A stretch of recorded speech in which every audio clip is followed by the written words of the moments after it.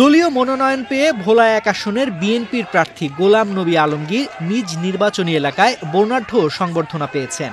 ৬ November বৃহস্পতিবার দুপুরে তিনি ভোলার ইলিশা লঞ্চ ঘাটে এসে পৌঁছালে লাখো নেতাকর্মীর ঢল নামে। ঘাটে নামলে তিনি ফুলের শুভেচ্ছা ও ভালোবাসায় সিক্ত হন।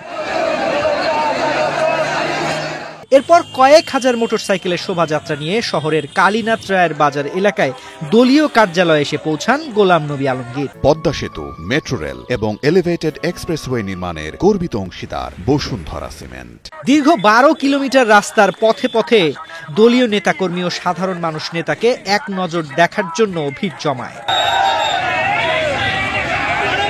পরে দলীয় কার্যালয়ের সামনে এক সংক্ষিপ্ত সমাবেশে গোলাম নবী আলমগীর দল থেকে মনোনয়ন দেওয়ায় খালেদা জিয়া ও দলের ভারপ্রাপ্ত চেয়ারম্যান তারেক রহমানের প্রতি কৃতজ্ঞতা প্রকাশ করেন। আপনাদের দোয়ার বরকতে আমাদের দল, আমাদের নেতা তারেক রহমান ভোলা ১-এর জন্য আমাকে মনোনয়ন দিয়েছেন।